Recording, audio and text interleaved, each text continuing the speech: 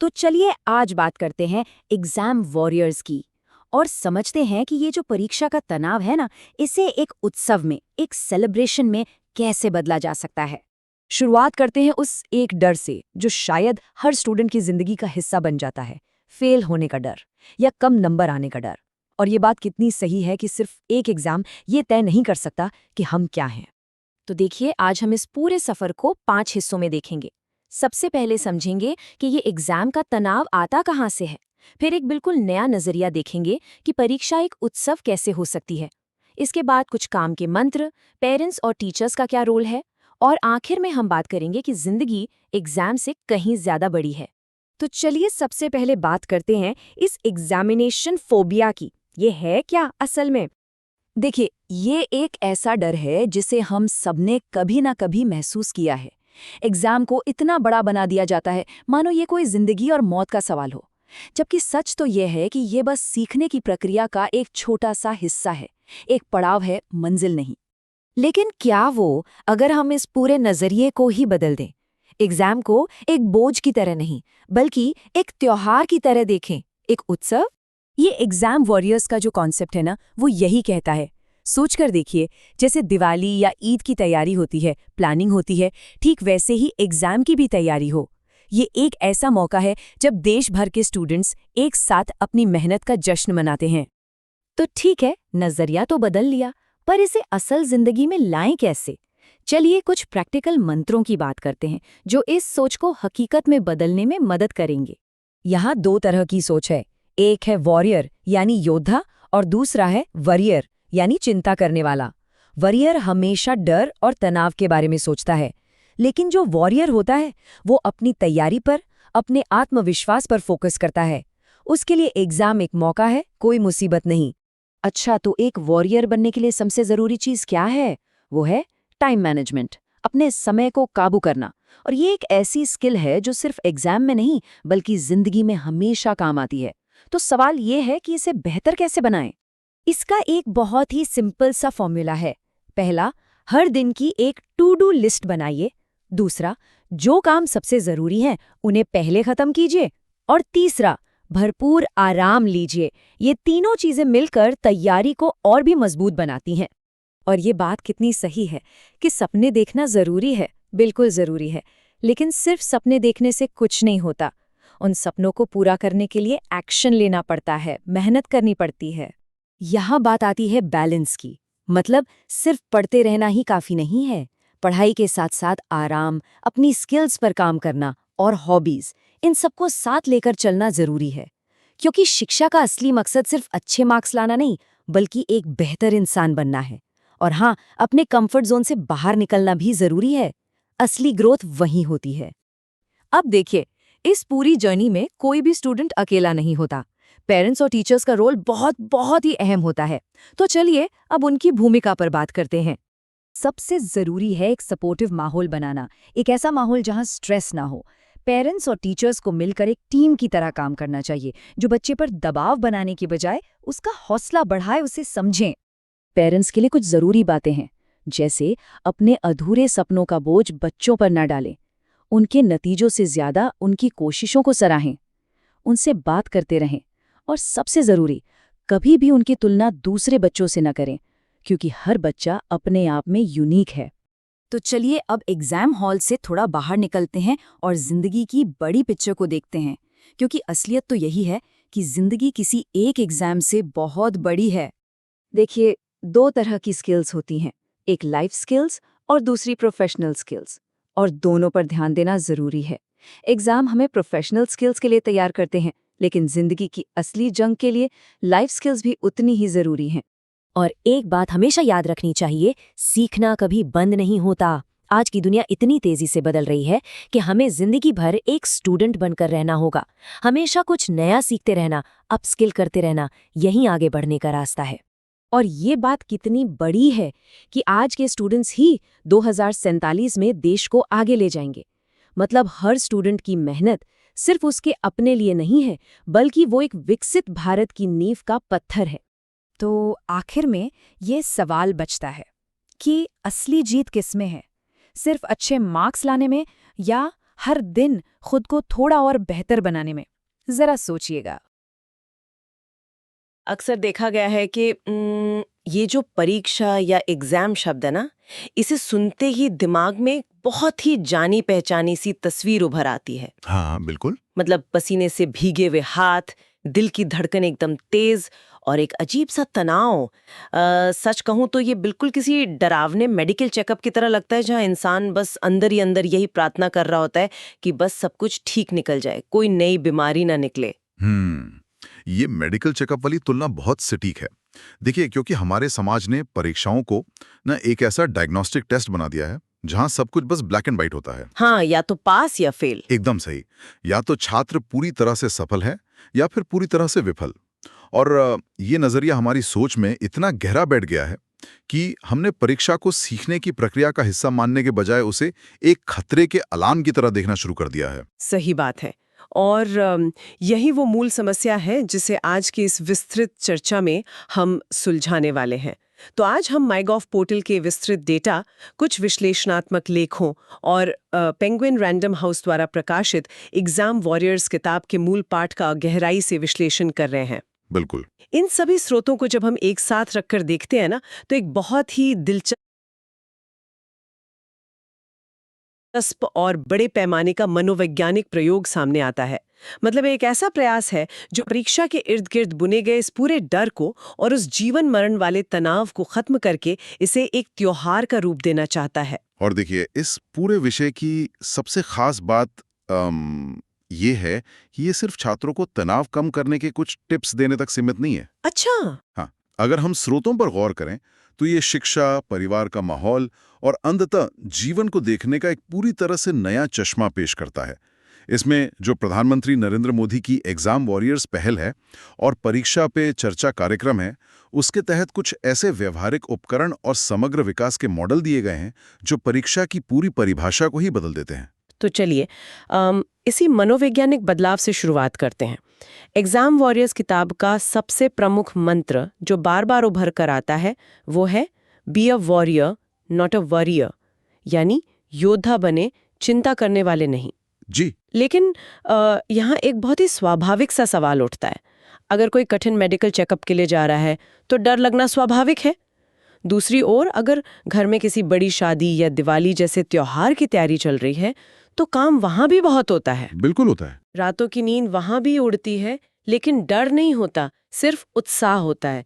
तो क्या सिर्फ एक शब्द बदल देने से कि भाई इसे परीक्षा नहीं त्योहार मानो, क्या दिमाग का डर सच में खत्म हो जाता है?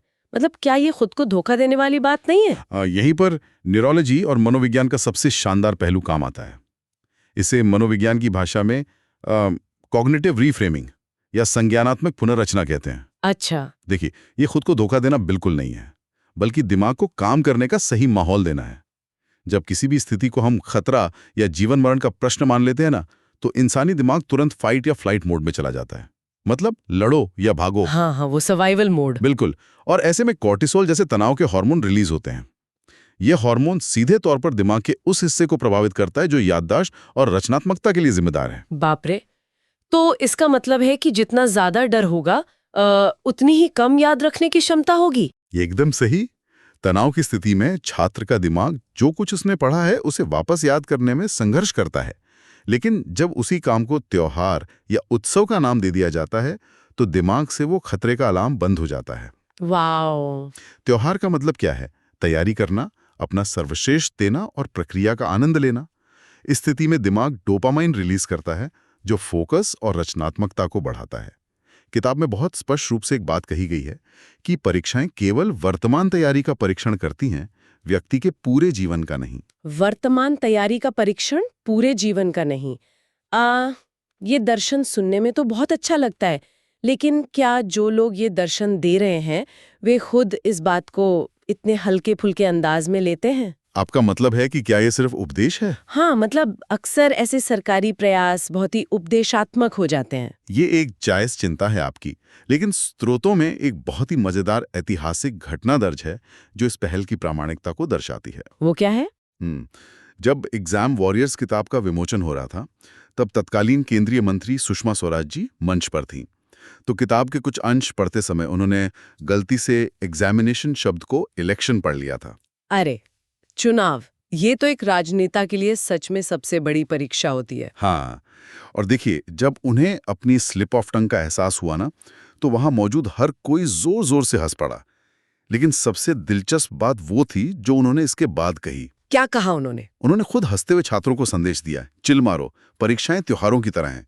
सोचिए, एक ऐसा राजनेता जो खुद लगातार इस चुनाव नाम की इतनी बड़ी परीक्षा देता है, जिसके परिणाम सच में बहुत कुछ तय करते हैं, उसके मुंह से इतनी सहजता से ये सुनना कि तनाव मत लो, छात्रों के लिए बहुत ही आश्वस्त करने वाला था। सच में, ये किस्सा ये बताता है कि संदेश को कितनी सहजता से संप्रेषित करने का प्रयास किया गया है।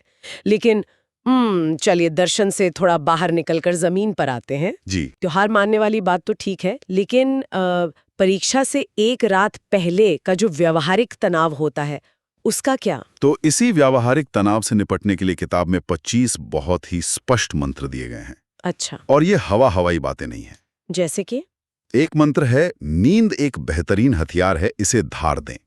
अक्सर देखा जाता है कि परीक्षाओं के दौरान छात्र सबसे पहले अपनी नींद की ही कुर्बानी देते हैं। ये तो घर घर की कहानी है। मतलब ऐसा लगता है जैसे रातों की नींद हराम करना ही मेहनत का सबसे बड़ा सबूत मान लिया गया है। माता पिता भी खुश होते हैं कि अरे वाह, बच्चा रात के 3 बजे तक पढ़ रहा था। लेकिन विज्ञान इसके ठीक विपरीत काम करता है। देखिए, जब कोई सोता है तभी उसका दिमाग दिन भर की सीखी हुई बातों को कंसोलिडेट करता है। मतलब पक्का करता है। हाँ, यानी उन्हें शॉर्ट टर्म मेमोरी से लॉन्ग टर्म मेमोरी में भेजता है। नींद काटना मतलब अपनी ही याददाश्त को कमजोर करना। और किताब में सिर्फ ये नहीं कहा गया है कि अच्छे से सोएं, बल्कि क्या करना है कि एक व्यवहारिक सूची बनाने पर भी जोर दिया गया है, ताकि दिमाग शांत होकर सो सके। और शायद इसीलिए किताब में एक और बहुत दिलचस्प मंत्र है, अपनी शैली पहचाने। मुझे याद है कि अक्सर घरों में कहा जाता है कि सुबह 4 बजे उठ के पढ़ो, ब्रह्म मुहूर्त में दिमाग सबसे तेज चलता है, क्योंकि पुरानी पीढ़ियों में शायद ऐसा ही होता था। हाँ, बिल्कुल। तो क्या ये मंत्र इस वन साइज फिट्स ऑल वाली सोच को चुनौती दे रहा है? मतलब एक ही नियम सब पर लागू नहीं होता? जी, ये मंत्र पूरी तरह से व्यक्तिगत बायोलॉजिकल क्लॉक को मान्यता देता है।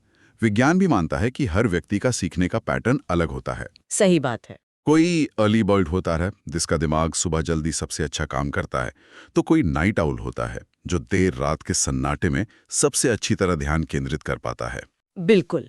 तो किताब छात्रों को ये आज़ादी देती है कि वो दूसरों की अंधाधुंध नकल न करें, क्योंकि जब कोई अपनी प्रकृति के खिलाफ जाके काम करता है ना, तो उसकी ऊर्जा का एक बहुत बड़ा हिस्सा सिर्फ खुद की नींद या थकान से लड़ने में ही बर्बाद हो जाता है, पढ़ाई में नहीं। यहाँ मैं एक चीज पर थोड़ा पुशबैक देना चाहूंगी। हमने नींद की बात की, दिनचर्या की बात की, लेकिन आज के समय में पढ़ाई में सबसे बड़ी बाधा मोबाइल फोन और स्क्रीन टाइम को माना जाता है। हाँ, ये तो एक आम बहस है। हर तरफ यही चर्चा है कि सोशल मीडिया ने एकाग्रता खत्म कर दी है, लेकिन दूसरी तरफ हमारे स्रोतों में एग्जाम वॉरियर्स का एक मंत्र कहता है कि प्रौद्योगिकी एक महान शिक्षक है, इसे अपनाएं। क्या ये थोड़ा विरोधाभासी नहीं लगता? फोन से दूर रहने के बजाय उसे गले लगाने को क्यों कहा जा रहा है? देखिए, ये विरोधाभासी लग सकता है, लेकिन ये आज के डिजिटल युग की सबसे बड़ी सच्चाई है। तकनीक से पूरी तरह भागना कोई व्यावहारिक समाधान नहीं है। अगर कोई छात्र तकनीक से दूर भागेगा, तो वह आज के सूचना तंत्र से ही कट जाएगा। महत्वपूर्ण ये नहीं है कि तकनीक का उपयोग किया जा रहा है या नहीं, बल्कि महत्वपूर्ण यह है कि उसका उपयोग कैसे किया जा रहा है। तो इसे व्यवहारिक रूप से कैसे लागू किया गया है? इसका सबसे बड़ा उदाहरण नमो ऐप का एग्जाम वॉरियर्स मॉड्यूल है। अच्छा। ये सिर्फ एक पढ़ने वाली किताब का पीडीएफ या डिजिटल संस्करण नहीं है। इसमें इंटरैक्टिव गतिविधियां हैं। ये चित्रों और व्यावहारिक कार्यों के माध्यम से इन 25 मंत्रों को जीवन में उतारने में मदद करता है। अरे वाह! तो क्या हम इसे मानसिक स्वास्थ्य और पढ़ाई के लिए किसी फिटनेस ट्रैकर की तरह देख सकते हैं? जैसे फिटनेस ट्रैकर बताता है कि आज दिल की धड़कन कैसी है या हम कितने कदम चले, वैसे ही ये ऐप दिमाग का हिसाब रखता है? बहुत ही बेहतरीन उपमा है आपकी। बिल्कुल ऐसा ही है। जैसे एक फिटनेस ट्रैकर याद दिलाता है कि क्या शरीर को पर्याप्त गतिविधि मिली, वैसे ही ये ऐप छात्र को याद दिलाता है कि क्या उसने अपने तनाव को कम करने के लिए कुछ किया। क्या आज समय प्रबंधन ठीक से हुआ? तकनीक को जब सही दिशा दे दी जाती है ना, तो वो ध्यान भटकाने वाली चीज के बजाय एक बहुत बड़ा सपोर्ट सिस्टम बन जाती है। ये बात तो समझ में आती है कि एक छात्र अपने स्तर पर ऐप का इस्तेमाल करके और अपनी नींद पूरी करके एक वॉरियर बन सकता है। लेकिन मान लीजिए कि वो छात्र किसी खेल टीम के एथलीट की तरह है। ठीक है।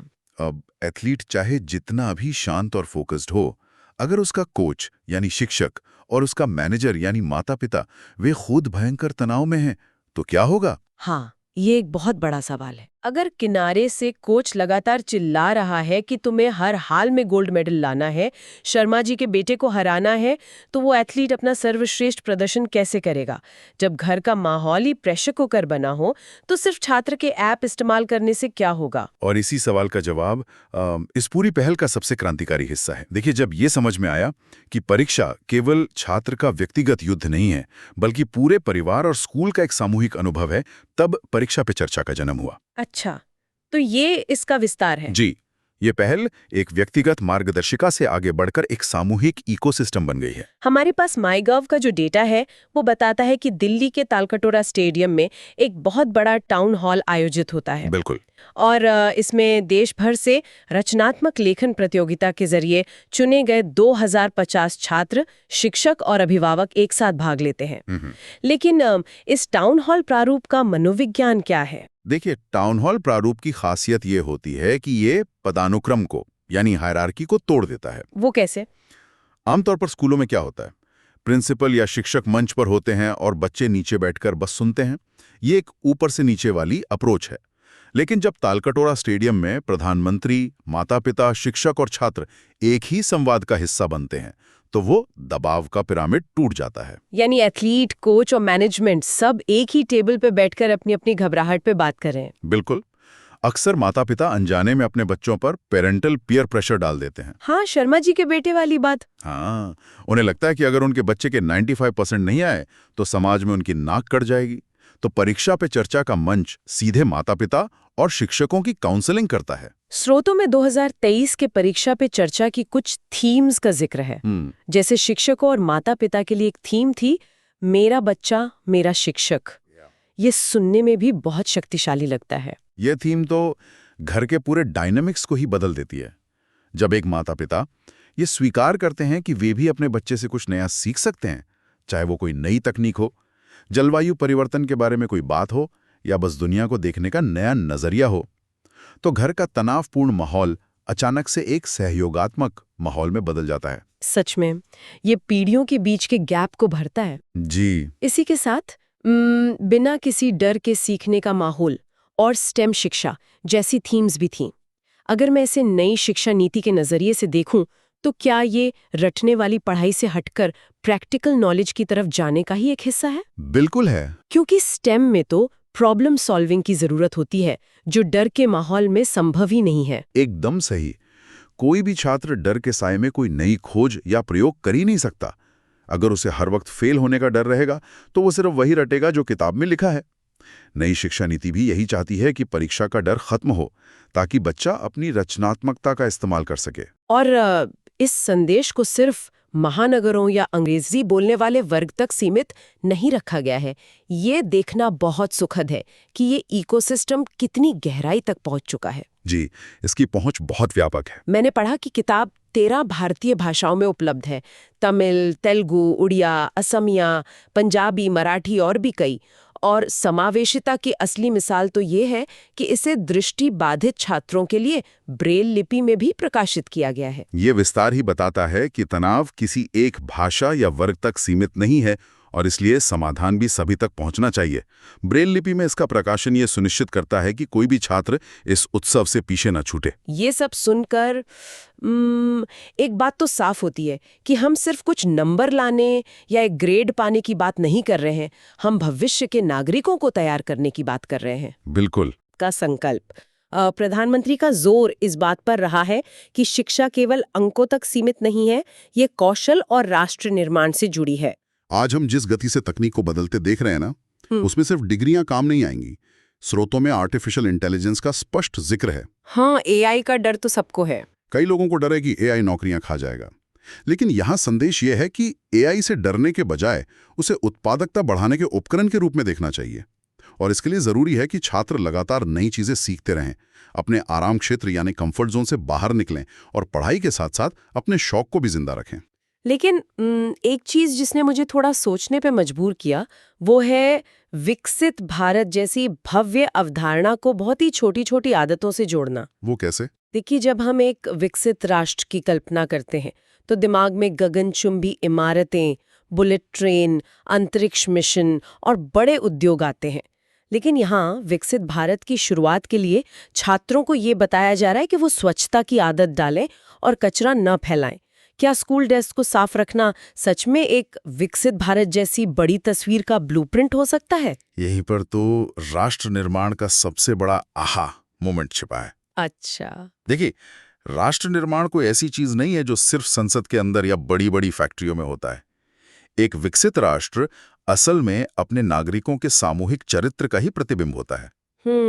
ये बात तो है। सोचिए, अगर शिक्षा व्यवस्था एक ऐसा नागरिक तैयार कर रही है जिसके गणित या विज्ञान में तो 100 में से 100 नंबर हैं, लेकिन उसमें इतनी बुनियादी नागरिक जिम्मेदारी नहीं है कि वो सड़क पर कचरा न फेंकें, तो क्या वो सच में एक विकसित और उच्च भरोसे वाले समाज का निर्माण कर सकता है? ये बहुत ही गहरी बात है।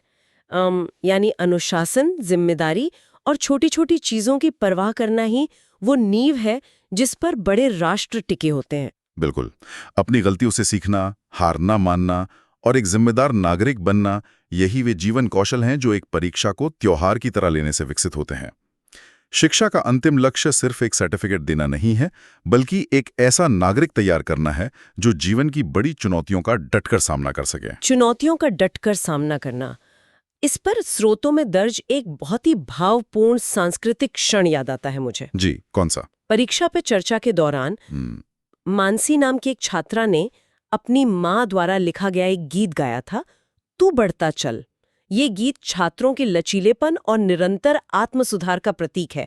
मतलब परीक्षा में नंबर कम आए या ज्यादा, आप गिरें या उठें, सबसे जरूरी बात यह है कि आप रुके नहीं, आप बस बढ़ते चलें। ये गीत वास्तव में इस पूरी पहल की आत्मा को समेटे हुए है। परीक्षा केवल एक मील का पत्थर है, मंजिल नहीं। मंजिल है वो इंसान बनना जो निरंतर प्रगति की ओर अग्रसर रहे। तो अगर हम आज की इस पूरी गहरी चर्चा के धागों को एक साथ पिरोएं, तो हमने देखा कि कैसे एक बहुत ही बुनियादी मनोवैज्ञानिक बदलाव, परीक्षा रूपी मेडिकल चेकअप को त्योहार में बदलना, छात्रों के दिमाग को शांत करता है। बिल्कुल। फिर हमने उन व्यवहारिक उपकरणों को समझा, चाहे वो नींद को हथियार बनाना हो या अपनी बायोलॉजिकल क्लॉक के हिसाब से पढ़ाई की शैली चुनना। और हमने ये भी देखा कि कैसे वो एथलीट अकेला नहीं है। नमो ऐप जैसी तकनीक उसका मार्गदर्शन कर रही हैं और परीक्षा पे चर्चा का टाउन हॉल उसके माता पिता और शिक्षकों के तनाव को कम करके एक सहयोगात्मक इकोसिस्टम बना रहा है। हाँ, और मेरा बच्चा मेरा शिक्षक जैसी थीम्स पीढ़ियों के बीच के संवाद को बेहतर कर रही हैं। एकदम सही। और अंततः ये सब सिर्फ एक मार्कशीट के लिए नहीं, बल्कि रटने की आदत से बाहर निकलकर अपनी छोटी छोटी जिम्मेदारियों को समझकर एक विकसित भारत के निर्माण में योगदान देने के लिए है। जी। अब जैसे जैसे हम आज की इस विस्तृत चर्चा के अंत की ओर बढ़ रहे हैं, हम सभी के लिए एक ऐसा विचार है जिस पर गहराई से सोचने की जरूरत है। वो क्या है? देखिए, हमने आज तक इस पूरे एग्जाम वॉरियर्स दर्शन को सिर्फ छात्रों और उनकी स्कूल की परीक्षाओं की चश्मे से देखा है, लेकिन जरा एक कदम पीछे हटकर सोचिए।